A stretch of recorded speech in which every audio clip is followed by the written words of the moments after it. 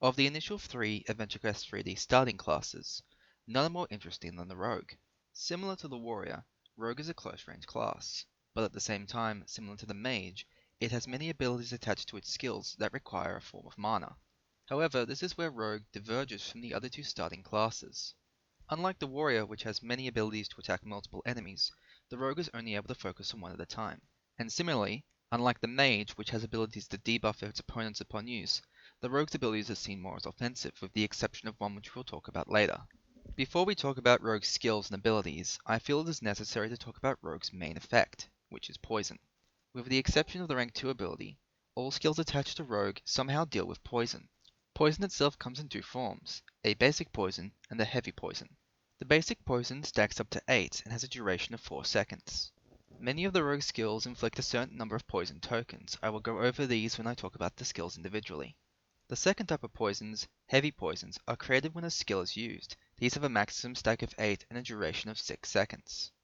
Both normal poison and heavy poison are damage over time abilities, with a base damage of 16 for normal poisons and a base damage of 32 for heavy poisons.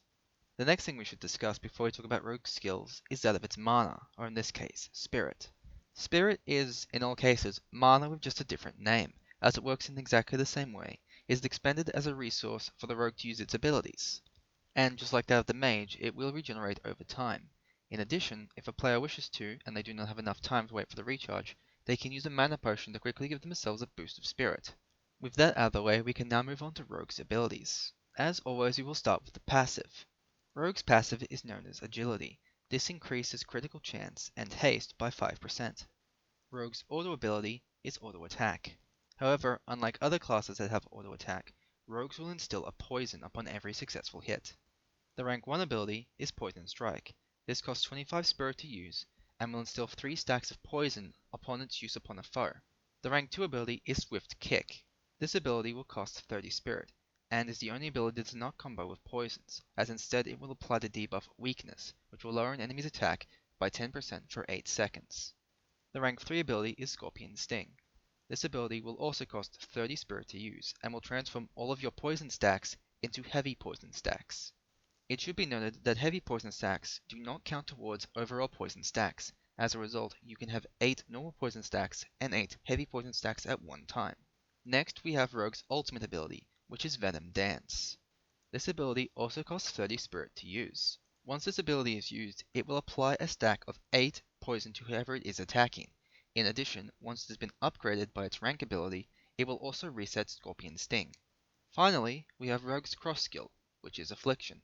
This ability will do double damage if the target is poisoned. Next we will go over Rogue's leveling. Like all classes, Rogue's first 5 levels are dedicated to its basic skills. These are Poison Strike at rank 1, Swift Kick at rank 2, Scorpion Strike at rank 3, its passive Agility at rank 4, and Venom Dance at rank 5. The next 4 ranks are dedicated to buffs to Rogue's skills. These are an additional stack of Poison for Poison Strike at rank 6, Swift Kick will lower the opponent's attack by an additional 5% at rank 7, the power of Scorpion Strike will increase with each heavy poison stack to an additional of 5 at rank 8, and as talked about before, at rank 9, Venom Dance will get the ability to reset Scorpion Strike. And finally, at rank 10, Affliction is unlocked for all classes. Finally, we will talk about Rogue's role in the dungeon.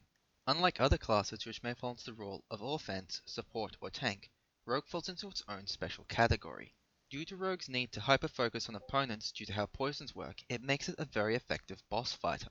Unlike other classes which may be able to deal with multiple trash mobs at once, or support the team from the backlines, Rogue's need to hyper-focus gives it an advantage, as it has a damage over time ability. If Rogue is able to avoid the aggro of a boss, as well as avoid being attacked by AoE abilities, this will allow Rogue to continuously do a good amount of medium damage while constantly applying the damage over time. However, more often than not, Rogue is overlooked for other classes such as Pirate, due to Pirate's ability to be both a ranged and a DPS class. This means Rogue most often than not is a very underused but still very effective class if you wish to take on a boss in the dungeon. Thank you for watching. In the next video in the series, we will be covering AQ3D's premium class, Guardian.